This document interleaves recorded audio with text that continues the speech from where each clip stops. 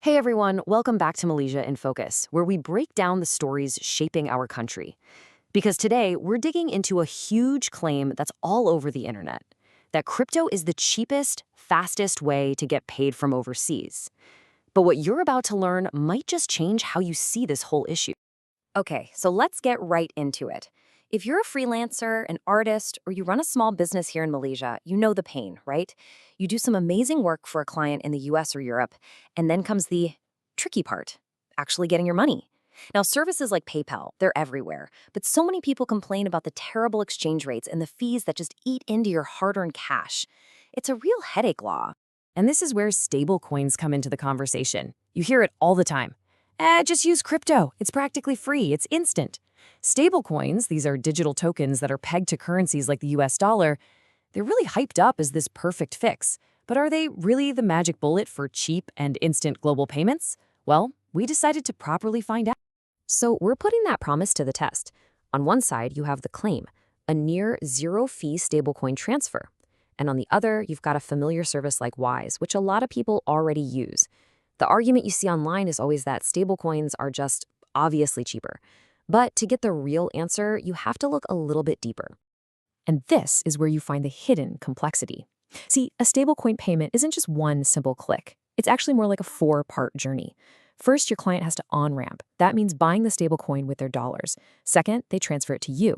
Third, you've got to convert it into our ringgit. And finally, the off-ramp, getting it out of the crypto world and into your local bank account. And guess what? Each of those steps can have its own hidden cost. Okay, so let's look at the actual numbers for a typical $2,000 US dollar payment. With Wise, the fee is pretty straightforward. You're looking at around 14 US dollars. Simple enough. But with a stablecoin like USDC, you have to add up all the little costs from those four steps we just talked about. You've got trading fees when you buy and sell. You've got something called slippage, which is basically where the price you get is slightly different from the price you expected. And then you have withdrawal fees from the crypto platform to your bank. When you add all of that up, the total cost can be a lot higher, sometimes over 3% of the entire transaction. And this right here shows the surprising truth. For most everyday Malaysian freelancers and small businesses, a traditional fintech service like Wise is often still cheaper, and it's definitely simpler than using stablecoins for international payments. The hype just doesn't quite match the reality of all those hidden fees. Now, if this breakdown is giving you a clear picture, hit that like and subscribe button so you'll always stay ahead on Malaysia's biggest issues. So now that we've kind of busted that big myth, let's take a quick step back. What exactly is a stablecoin anyway? Well, in simple terms, it's a type of crypto that's built to hold a stable value. The easiest way to think about it is like a digital US dollar that lives on the blockchain. The whole point is to give you the benefits of crypto, like those fast global transfers, but without the crazy price swings you see with something like Bitcoin. But here's a really crucial point. Not all stablecoins are created equal, not at all. There are three main types. First, you have fiat-backed ones, like USDC, which are backed by real money in a real bank. These are generally seen as the safest. Then you have crypto-backed ones, like DAI, which are backed by a basket of other cryptocurrencies. And finally, you have the riskiest kind, algorithmic stablecoins, which use clever code to try and maintain their price. We all remember what happened with the collapse of Terra/UST, which showed everyone just how fragile those can be. And the risks don't just stop at a total market crash. Even the safer stablecoins have issues you need to know about. That peg to the US dollar, it can sometimes break under market stress, meaning your $1 token might suddenly only be worth 98 cents. There can be bugs in the smart contracts, sudden rule changes from governments that freeze assets, or even liquidity problems where you just can't cash out when you want to. They are stable-er for sure, but they are not completely risk-free. So with all these risks in mind, how do you stay safe if you're in Malaysia? The first and most important rule is to only use regulated platforms. The Security Commission Malaysia is super clear on this. As of right now, there are only 6, that's right, just 6, digital asset exchanges that are officially approved to operate in our country. Using an unlicensed platform, you're putting your money at huge risk. And on top of that, you really need to be able to spot the red flags of a scam. Scammers are everywhere, especially when crypto is the hot topic. So be very careful of anyone promising you guaranteed high returns. That is a classic sign. Legitimate exchanges will never use third-party agents to handle your money, and they definitely won't be sliding into your DMs with pictures of fancy cars. You know the saying, if it sounds too good to be true, it almost certainly is.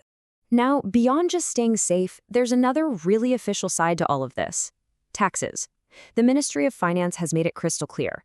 Any income you make from crypto activities is considered taxable. This isn't some kind of gray area. It's the law. But here's the really important detail from LHDN that you need to understand. Malaysia doesn't have a broad capital gains tax. So what does that mean? Well, if you buy some crypto, hold on to it for a long time as an investment, and then sell it for a profit, that gain is generally not taxed. However, if you are trading frequently, buying and selling all the time, almost like running a business, then your profits are considered business income, and you must declare and pay taxes on them. That distinction is absolutely crucial. So, after this big reality check, what's the actual future for stablecoins here in Malaysia? Well, it's being shaped right now by none other than Bank Negara Malaysia. And they're not banning it. In fact, they're doing the opposite. They are actively exploring the potential of digital assets, including stablecoins, and this whole concept called asset tokenization.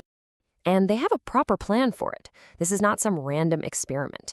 Bank Negara has laid out a clear roadmap from 2025 all the way to 2027. They're starting with exploration and getting feedback from the industry first.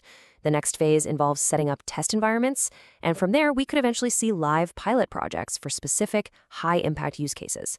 It's a very cautious, very structured approach. This exploration is already leading to some pretty exciting projects. You've got major players like Capital A and Standard Chartered, who are already working inside a regulatory sandbox to explore a ringgit-backed stablecoin. Just imagine a digital token that is always worth exactly 1 ringgit, fully backed and regulated. This is what our biggest financial institutions are testing as we speak. So let's get to the big picture takeaway here. The true potential of stablecoins in Malaysia, it's probably not about replacing your touch-and-go e-wallet to buy your daily kopi. It's much, much bigger than that. It's about upgrading the invisible financial plumbing that powers our entire economy, making huge things like international trade settlements and supply chain finance way more efficient. Now, if you want more clarity like this, join thousands of other Malaysians, tap like, hit subscribe, and let's keep making sense of this all together. Which leaves us with a final, really fascinating question to think about. With all these developments from Bank Negara and our biggest companies, you have to wonder, are we actually heading towards a future where our very own ringgit will one day live on the blockchain? Only time will tell.